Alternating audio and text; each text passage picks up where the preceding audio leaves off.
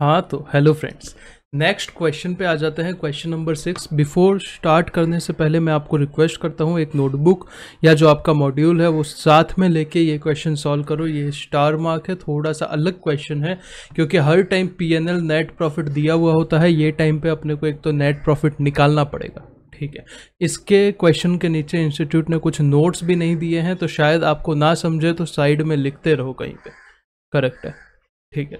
तो मिस्टर राजीव 50 साल का है, प्रैक्टिसिंग सीए है, ठीक है। उसने अपना रिसिप्ट एंड पेमेंट अकाउंट दिया है। उससे पहले नीचे देखते हैं सर निकालना क्या है। टैक्स निकालना है, पीजीबीपी का इनकम निकालना है, टोटल इनकम निकालना है। निकालना क्या है? तो compute the total income of Mr Rajiv. सिर्फ टोटल इनकम निकालना है, टैक्स नहीं निकालना है। असेसमेंट ईयर 21-22 का एज्यूम करो कि उसने 115 बीएससी नहीं ऑप्ट किया है, ठीक है। चलो इतना क्लैरिटी मिल गया, अभी आगे बढ़ते हैं। सबसे पहले ऐसे टाइप के क्वेश्चन रीड करो कि ये बोलना क्या चाहता है। ये देखो, राजीव जो है वो सीए है, उसने कैश सिस्टम का अकाउंटिंग फॉलो कर रहा है। तो देखो, अपने को बैलेंस शीट नहीं बनाना है। अगर प्रैक्टिकल लाइफ में काम करेंगे तो अपने को बैलेंस शीट वगैरह बनाना है। तो जो फिक्स असेट्स की आइटम है उसके ऊपर सिर्फ अपने को डेप्रिशिएशन पे ध्यान देना है और ज़्यादा चीज़ों पे ध्यान नहीं देना है। उसके रिलेटेड कुछ खर्चे हो रहे हैं तो, क्योंकि अपने को सिर्फ टोटल इनकम निकालना है, करेक्ट है। दूसरा, कैश बैलेंस ओपनिंग है, क्लोजिंग है, अपने को कोई मतलब नहीं है। ये बैलेंस शीट में फिगर आउट होगा, पीएनएल में कहीं फिगर आउट नहीं होगा, पीएनएल में कहीं नहीं आएगा। तो अपने को क्या करना है, 2-3 चीज़ों के बारे में ध्यान रखना है। ज़्यादा असेट के कचरे में मत पड़ना, वहाँ पे सिर्फ अपने को डेप्रिसिएशन का इफेक्ट देखना है या उसके रिलेटेड कुछ खर्चे हैं तो वो देखना है।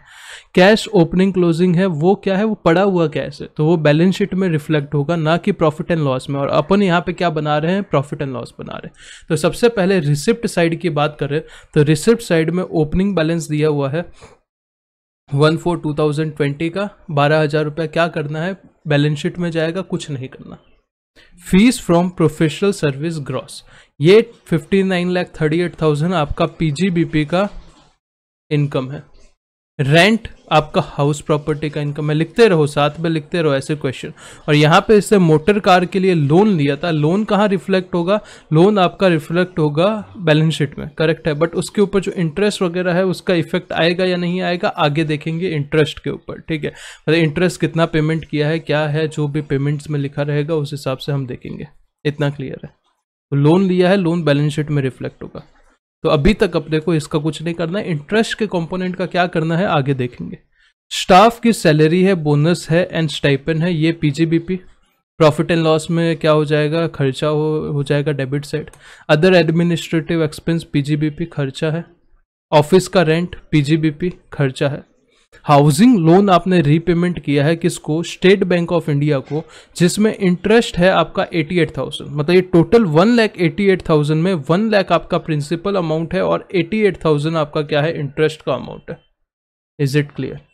तो ध्यान क्या रखना है, ये 1,80,000 में आपको डिडक्शन मिल जाएगा और 88,000 का सेक्शन 24 में हाउस प्रॉपर्टी में आपको डिडक्शन मिलेगा।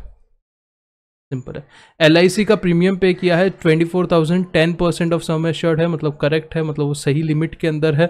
तो आपको डिडक्शन कितना मिलेगा, 80C में ये चीज़ रिफ्लेक्ट होगी, मतलब पीएनएल में रिफ्लेक्ट नहीं होगी। मोटर कार एक्वायर किया है 2021 जैन में, जैन 2021 में मोटर कार एक्वायर किया है 4,25,000। तो ये बैलेंस शीट में दिखेगा, पीएनएल में इसका क्या आएगा, डेप्रिशिएशन आएगा। 4,25,000 का 15% नहीं 7.5%, क्योंकि 180 दिन से लेस यूज हुआ है। सिंपल है। आगे देखेंगे और कुछ इंफॉर्मेशन है इसके रिलेटेड, मैंने पढ़ा हुआ है तो मुझे पता है, ठीक है। पर अपने को पहले क्वेश्चन पढ़ना ही पड़ेगा। मेडिकल इंश्योरेंस प्रीमियम 80D के बारे में बात कर रहा है, देखेंगे बाद में। बुक खरीदी है 1 जुलाई 20 को। बुक क्या है, आपका फिक्स असेट है, इसके ऊपर डेप्रिशिएशन आएगा 40% आएगा। 17 लिया है मतलब पूरा 40% आ जाएगा। कंप्यूटर एक्वायर किए हैं 111, 40% रेट है, 20% डेप्रिशिएशन आएगा, ठीक है। डोमेस्टिक ड्राइंग है, ड्राइंग को कुछ इफेक्ट आएगा नहीं आएगा, प्रॉफिट एंड लॉस से कुछ उसका लेना देना नहीं है, कैपिटल अकाउंट में हो जाता है। पीपीएफ 80C में आ जाएगा। मोटर कार का मेंटेनेंस नॉर्मल खर्चा है, नॉर्मल एक्सपेंस है। क्लोजिंग बैलेंस, ठीक है सर। उसके बाद लिखा है he occupies 50% of a building for his own residence and let out the balance for residential use at monthly rent of ₹5,000। क्या लिखा है कि वो क्या करता है, जो हाउस प्रॉपर्टी है 50% खुद रह रहा है, 50% रेंट आउट कर रहा है। 5,000 इंटू 12 मंथ 60,000। पर अगर आप ऊपर देखोगे सर, यहाँ पे रेंट कितना था पता है? 50,000 था। 60,000 ना होके यहाँ पे रेंट कितना था? 50,000 था। और अभी एक्चुअल रेंट कितना आ रहा है? 60,000 आ रहा है। तो ऐसा हो सकता है ना, अपने को 50,000 मिला है, 10,000 बाद में मिलेगा। जो रेंट रिसीवेबल है वो भी आपका रेंट का पार्ट होता है। तो हम लोग इनकम फ्रॉम हाउस प्रॉपर्टी में रेंट कितना मानेंगे? 60,000 पूरा मानेंगे। Building was constructed during the year 97-98। ये बहुत इंपॉर्टेंट पॉइंट है। अगर इधर ये छोटा सा एक ईयर दिया है जिसकी वजह से आप गलती कर सकते हो, गलती करने के पूरे चांस है, और तभी हाउसिंग लोन लिया गया था। ठीक है। Motor car put to use किया है दोनों ऑफिशियल और पर्सनल पर्पस के लिए, इसीलिए मैं ऊपर मोटर कार का कैलकुलेशन नहीं कर रहा था। मोटर कार ऑफिशियल पर्पस के लिए भी यूज़ हो रहा है, पर्सनल यूज़ के लिए भी यूज़ हो रहा है। और 1/5 ऑफ मोटर कार जो है वो पर्सनल पर्पस के लिए यूज़ हो रहा है। मतलब जहाँ पे भी मोटर कार का अमाउंट दिया है मल्टीप्लाई बाय 4/5 अपने को लेना है। 1/5 तो सीधा डिसअलाउड हो जाएगा। डेप्रिसिएशन 4/5 लेना है। यहाँ पे ये जो मेंटेनेंस का अमाउंट है 4/5 लेना है। और इंटरेस्ट जो है वो ये साल कुछ पेमेंट नहीं हुआ है, तो इंटरेस्ट का PNL के डेबिट में कुछ नहीं आएगा, क्योंकि पेमेंट करोगे तब आएगा। यहाँ पे WDV दिया हुआ है एसेट का 1/4/2020 के टाइम। फर्नीचर दिया हुआ है 60,000, फर्नीचर का रेट होता है 10%। प्लांट एंड मशीनरी दिया हुआ है 80,000 15%। ओपनिंग WDV दिया है। कंप्यूटर है 50,000 40%। तो ये ब्लॉक है, 10% का एक ब्लॉक है, 15% का ब्लॉक है, 40% का ब्लॉक है। ये ब्लॉक में कुछ ऐड हुआ है, जहाँ पे यहाँ पे आपका मोटर कार ऐड हुआ है, करेक्ट है। यहाँ पे आपका एक और कंप्यूटर ऐड हुआ है, यहाँ पे आपके बुक्स भी ऐड हुए हैं 40% वाले ब्लॉक में। तो ये अपने को कैलकुलेशन करना पड़ेगा। तो सबसे पहले हम क्या करते हैं? डेप्रीशिएशन का कैलकुलेशन करते हैं, क्योंकि मैंने ऑलरेडी आपको यहाँ पे देखो कहाँ कहाँ पे डेप्रीशिएशन का इफेक्ट आ सकता है। तो देखो सबसे पहले यहाँ पे आपने मोटर कार ली है। मोटर कार 4,25,000 है, इंटू 4 डिवाइड बाई 5 जो आपका बिजनेस पर्पज के लिए है, मल्टीप्लाई बाय 7.5%। करेक्ट है, 7.5% ये डेप्रीशिएशन आ जाएगा इसका। अगर आप नीचे बुक में आओगे तो बुक का सीधा 20% का 20,000 का 40% आपका डेप्रिसिएशन आ जाएगा। मैं पूरा कैलकुलेट करवाता हूँ, ये सिर्फ मैं ओवरव्यू ऊपर से बता रहा हूँ। कंप्यूटर की बात करें तो कंप्यूटर 30,000 है। 30,000 इंटू 20%, 40% रेट है बट 180 दिन से कम है, तो यहाँ पे 20% आ जाएगा। तो ये क्या आ जाएगा? इतना आपका डेप्रिसिएशन आ जाएगा। Is it okay? समझ रहे हो इतना? हाँ सर, इतना समझ रहे। तो मैं डेप्रिसिएशन के कैलकुलेशन पे आता हूँ, जो मैंने ऑलरेडी किया हुआ है आपको समझाने के लिए। ये यहाँ पे देखो, ये करके क्यों रखता हूँ भाई? करने में कुछ नहीं। अगर मैं ये एक एक चीज़ लिखते बैठूंगा ना, तो आपका जो वीडियो 20 मिनट का बनने वाला है वो 40 मिनट का बनेगा। तो अननेसेसरी का टाइम वेस्ट नहीं करना है आपका, इसीलिए फटाफट यहाँ से हो जाएगा। देखो ओपनिंग WDV दिया हुआ है, फर्नीचर का 10% ब्लॉक 60,000 रुपये दिया हुआ है डायरेक्टली, प्लांट एंड मशीनरी का 80,000 रुपये, और कंप्यूटर और बुक्स का 40%, तो 50,000 इसका ओपनिंग WDV।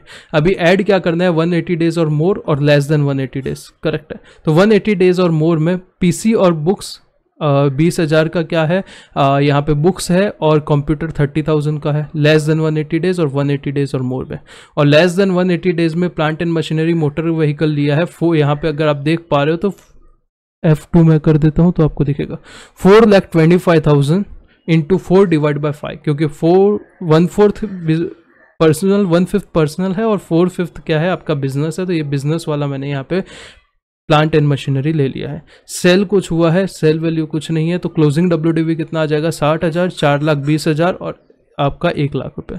उसमें से डेप्रिसिएशन लेस करेंगे 60,000 का सीधा 10%। 4,20,000 में से ये 3,40,000 जो है इसका कितना परसेंट होगा सर? इसका 7.5% होगा, जो ये आ जाएगा 25,500, और ये 80,000 का 15% जो आएगा वो 12,000 आ जाएगा। तो टोटल डेप्रिसिएशन ये 37,500 हो जाएगा। और इसमें भी सेम चीज़ करना है, ये 70,000 का 40% आ जाएगा डेप्रिसिएशन, दैट विल बी आपका 28,000, और ये 30,000 का 20% विल बी 6,000। तो टोटल डेप्रिसिएशन 34,000 आ जाएगा, और टोटल 77,500 आपका डेप्रिसिएशन है। ये स्क्रीनशॉट लेके रख लो, या चाहिए तो किधर ये डेप्रिसिएशन वाला पूरा चार्ट जो है कहीं पे बना के रख लो, ताकि आपको आसानी होगी समझने में बाद में अगर कंफ्यूजन होता है तो। ठीक है, यहाँ पे कुछ कंफ्यूजन जैसा था नहीं। ब्लॉक का सिस्टम पता होना चाहिए, रेट पता होना चाहिए, और वो 180 डेज वाला फंडा पता होना चाहिए। Is it clear? तो यहाँ से हम लोग ने क्या निकाल दिया, डेप्रिसिएशन का अमाउंट निकाल लिया। अभी हम क्या करते हैं, बाकी पीजीबीपी के हेड का इनकम निकाल लेते हैं। तो देखो सेल वैल्यू, वापस ऊपर आता हूँ मैं, एक एक आपको बताते जाऊंगा। देखो सेल वैल्यू कितना है, मतलब आपका फीस कितना है प्रोफेशनल का, 15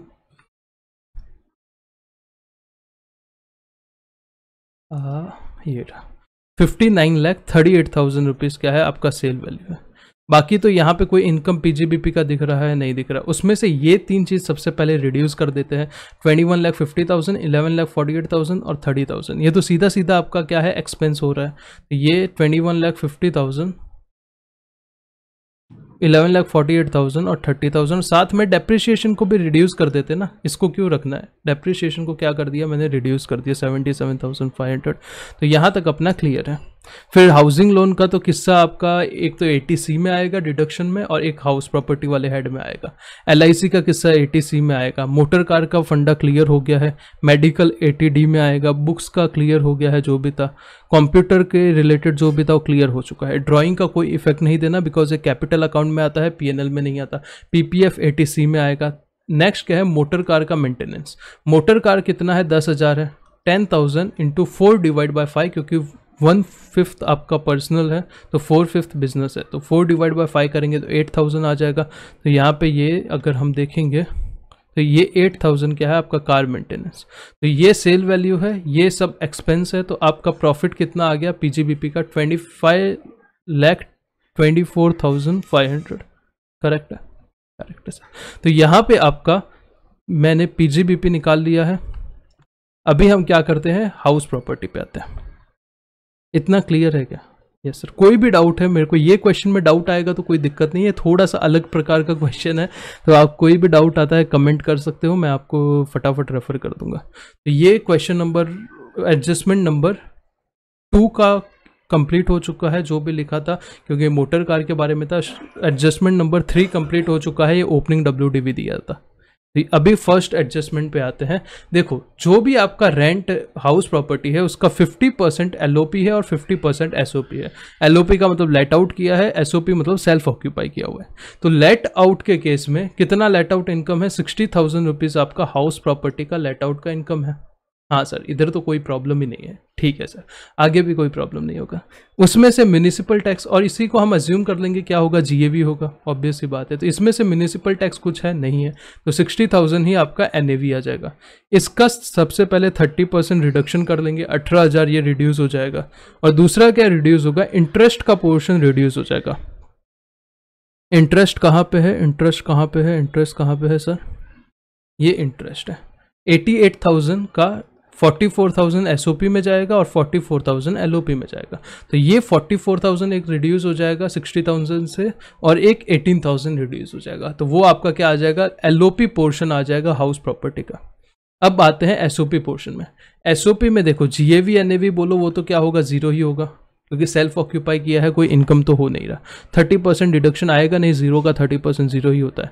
अभी सबसे इंपॉर्टेंट पोर्शन ये है, आपको क्या पता है सर, SOP में आपको इंटरेस्ट का डिडक्शन कितना मिलता है सर, 2 लाख रुपया मिलता है पूरा। और यहाँ पे तो 44,000 है, तो हम पूरा 2 लाख रुपए का डिडक्शन ले लेंगे। नहीं नहीं नहीं, ऐसा नहीं करते हैं। 2 लाख कब मिलता है, उसके 3-4 कंडीशन है। पहली कंडीशन ये है, लोन लिया होना चाहिए 1499 के बाद। यहाँ पे लोन लिया है 97-98 में, तो ये केस में मैक्सिमम आपको इंटरेस्ट कितना अलाउड होगा, 30,000 रुपया अलाउड होगा। बस ये मेरा यही बोलना था, यहाँ पे गलती होने के चांसेस है। तो आपको इंटरेस्ट कितना अलाउड होगा, सिंपल सा चीज़ है 30,000। तो यहाँ पे 30,000 का लॉस आ जाएगा SOP के केस में। और LOP के केस में क्या आता है, मैंने देखो मैंने किया हुआ है, देखो इनकम फ्रॉम हाउस प्रॉपर्टी 60,000। सबसे पहले LOP वाला पोर्शन देख रहे हैं, 60,000 आपका क्या है, NAV है। उसमें से स्टैंडर्ड डिडक्शन हम लोग ने लेस कर दिया 18,000, जो कि 30% होगा। और इंटरेस्ट लेस कर दिया है 44,000, जो कि दिया हुआ है। तो 2,000 रुपये का लॉस आ जाता है। SOP के केस में NAV GAV जो बोलो जीरो होगा। और इंटरेस्ट 30,000 क्यों होगा, मैंने आपको बताया 1499 के बाद लोन लेते हैं तो आपको 2 लाख मिलता है। ये पहले लिया था वो केस में मैक्सिमम 30,000 का ही डिडक्शन मिलेगा। तो यहाँ पे 30,000 का लॉस आ जाएगा, सिंपल है।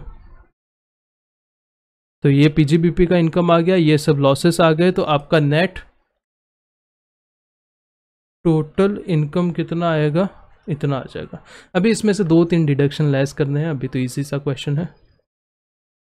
डिडक्शंस कौन कौन से थे, एक 80C में 24,000 रुपये डिडक्शन था, 1 लाख रुपये ये हाउसिंग लोन का रीपेमेंट का डिडक्शन था 1,24,000, और नीचे एक पीपीएफ है,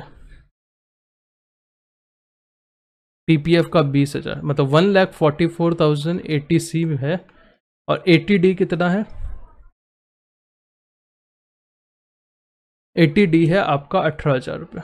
तो ये पूरा मिलेगा, क्योंकि सेल्फ के लिए, वाइफ के खुद के लिए और वाइफ के लिए मेडिक्लेम लिया है, आपको 25,000 तक पूरा मिलता है। पेमेंट भी अकाउंट पे चेक से हुआ है, तो कोई दिक्कत की बात नहीं है। 18,000 का पूरा क्या मिल जाएगा, डिडक्शन मिल जाएगा। तो यहाँ पे अगर मैं नीचे आता हूँ थोड़ा और,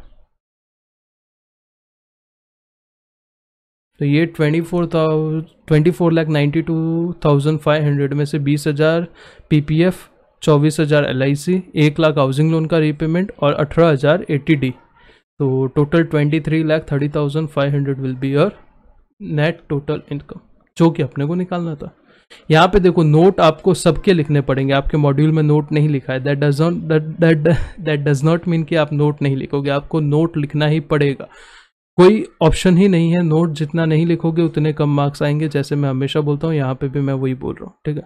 तो 23,30,500, 23,30,500। कोई डाउट है तो वो कमेंट में कीजिए, मैं आपको रिप्लाई कर दूंगा, कोई दिक्कत की बात नहीं है। वीडियो अच्छा लगा है तो लाइक कीजिए, शेयर कीजिए, क्योंकि ये सब क्वेश्चंस भाई थोड़े से कॉम्प्लिकेटेड होते हैं, और प्रैक्टिस जब तक नहीं करोगे, मेरा वीडियो देख के देखोगे कि हाँ हम भी कर लेंगे, तो सिली मिस्टेक होने के पूरे चांस है। जब करोगे तभी ही पता चलेगा कि कहाँ गलत हो सकते हैं, कहाँ सिली एरर का चांस है, और जो चीज़ मैं बोल रहा हूँ कि यहाँ पे आपका गलती होने का चांस है, वहाँ पे गलती मैं ऐसा एज्यूम करता हूँ आप करोगे।